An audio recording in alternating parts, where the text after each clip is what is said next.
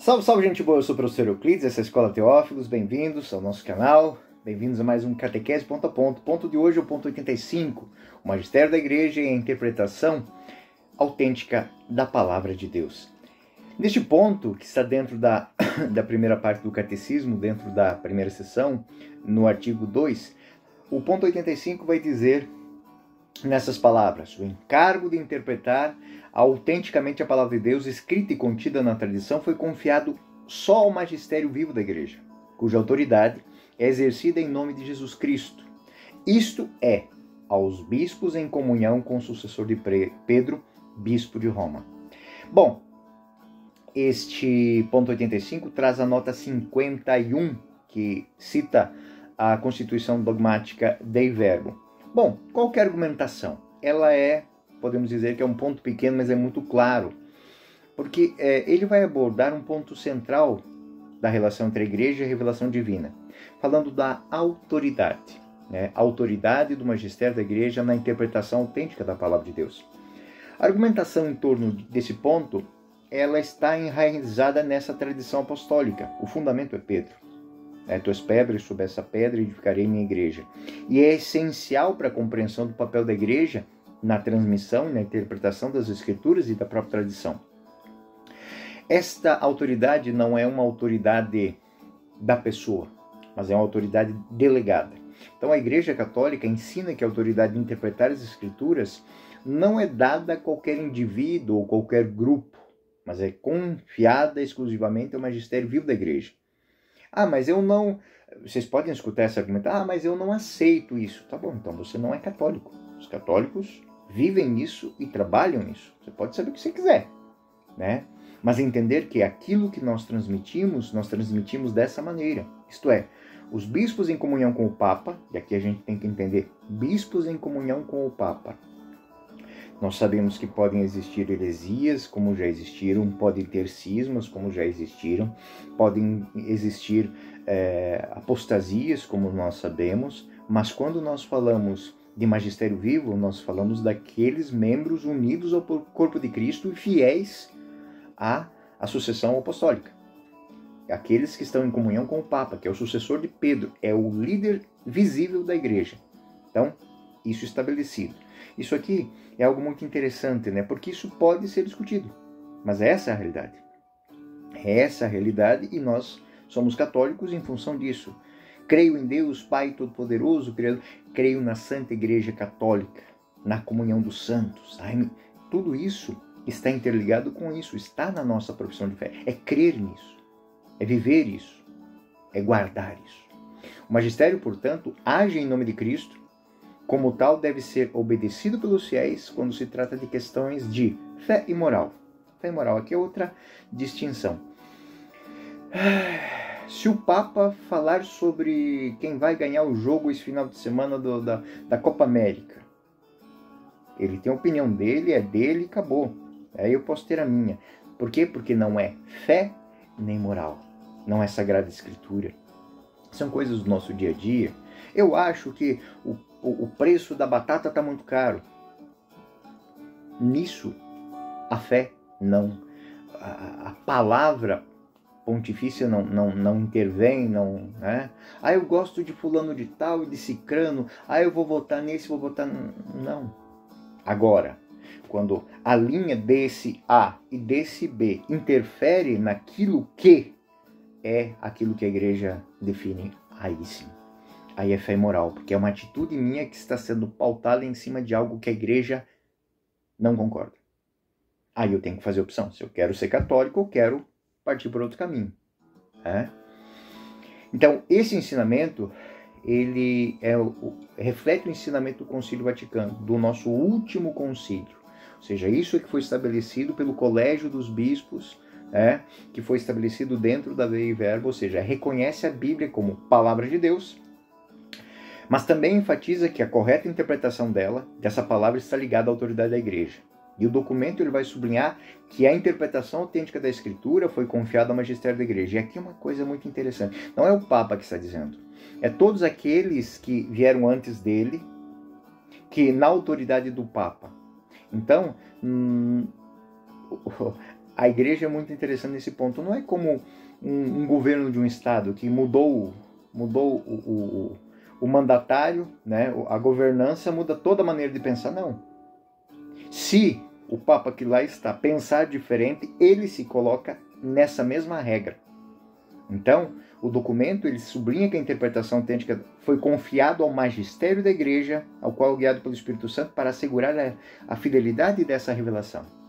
Então, a maneira com que nós vivemos, a maneira com que nós cremos nas Sagradas Escrituras, ela não é fruto do trabalho do Papa Francisco somente. É desde Pedro até ele. Não é aquilo que o Papa João Paulo II disse. É tudo aquilo que foi dito antes dele e foi confirmado por ele. Né? E que nunca se afastou daquilo que a igreja vivia, defendia e refletia, da tradição. Então, a fundamentação bíblica disso nós vamos ter lá no Evangelho de Mateus, na carta de Timóteo, 2 Tessalonicenses, né? Então, Mateus diz o seguinte, Mateus 16, 18, 19, Tu és Pedro, e sobre esta pedra edificarei minha igreja. É uma passagem onde Cristo confia as chaves da igreja a Pedro. Né? Essa passagem ela é citada frequentemente como fundamento da autoridade de Pedro, por consequência, a autoridade do Papa, que é sucessor de Pedro. 2 Timóteo 3,15 Se eu tardar, saibas-se como deve portar na casa de Deus, que é a igreja do Deus vivo, coluna e sustentáculo da verdade. Esses versículos vão falar do quê? Dessa transmissão das verdades que deve ser guardada e repassada em comunhão com este depósito da fé. 2 Tessalonicenses, seja por palavras, seja por nossas cartas, ou seja, a tradição da Escritura é fonte de revelação, ou seja, aquilo que a carta dizia era a interpretação daquilo que tinha sido dito nas Escrituras. Então, o magistério leva à frente e vai somando essas verdades até fazer o capital da fé. Né? A tradição, então, com T maiúsculo, é um elemento fundamental no ensino católico. Né? Ela não é mera repetição de ensinamentos apostólicos, mas uma transmissão contínua da palavra de Deus, de Pedro a Francisco. Os concílios, eles trazem essa lógica. Quando existem muitas coisas a serem ajustadas, o concílio se reúne e ajusta. O magistério vem assegurando, então, no passar dos tempos, essa interpretação da tradição também de forma autêntica, fiel, em relação ao original. São João Paulo II, na Fides Ratio, ele fala dessa revelação, de uma relação que existe entre aquilo que é escrito e aquilo que é pensado, e que eu tenho que crer naquilo que está escrito para viver bem aquilo que é pensado. Papa Bento XVI, na Verbum Domini, ele vai falar que essa interpretação lembra que a igreja está presente na história. A igreja está presente em todos os tempos. E a igreja tem a responsabilidade de não adaptar a tradição e não adaptar a Sagrada Escritura, mas adaptar as atitudes ao tempo. Santo Agostinho, ele vai falar que essa interpretação, essa doutrina cristã, ela é o que dá sustentáculo. Vocês pensam assim, 2000 anos estamos aqui. Tivemos cismas, tivemos heresias, tivemos divisões, sim, mas nunca abandonamos aquilo que nos foi transmitido, que nos foi guardado.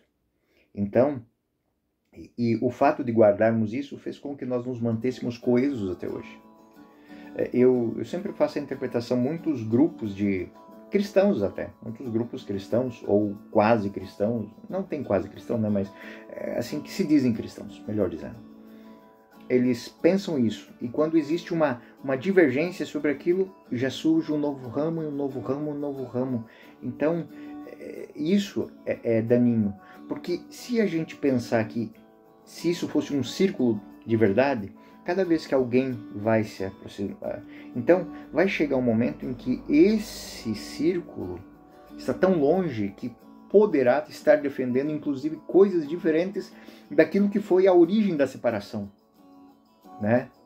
Existem movimentos que já estão foram se distanciando tanto do ponto que levou a sessão, a separação, que já estão quase se unindo de novo.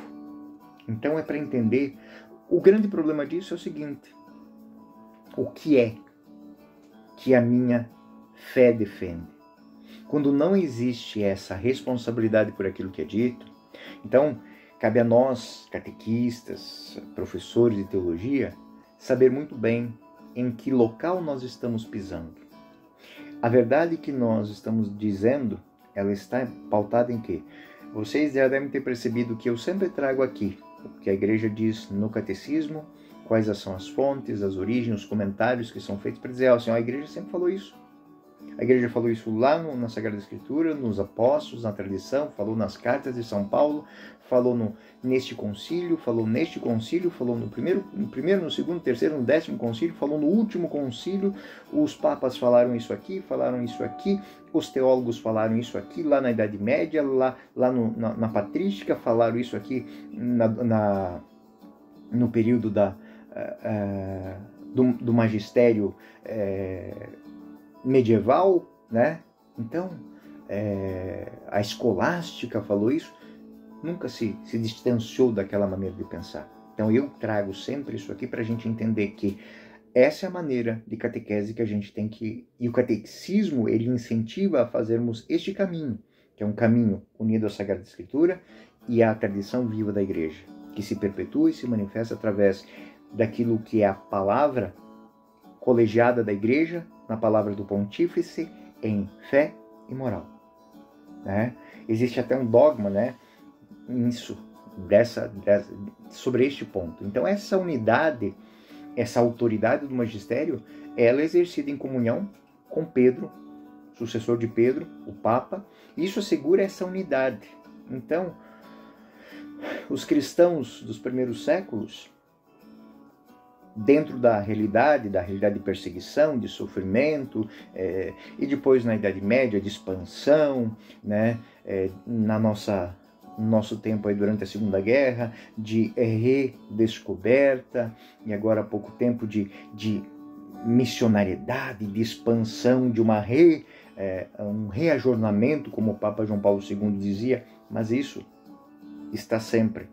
Poderá que amanhã nós estejamos num momento semelhante àquele que estava lá nos primeiros tempos, de perseguição, de disputa, vamos passar por heresias, por cismas, mas a igreja vai dizer aquilo que é próprio dela, onde ela não trai a palavra de Deus e ela é fiel àquilo que já foi dito. Então, o Papa João Paulo II, na Ut Unum Sint, né, sejam um, né, ele explica que a unidade dos bispos com o Papa reflete a unidade da Igreja em continuidade da tradição apostólica, ou seja, a Igreja de Jesus Cristo com a ação do Espírito Santo.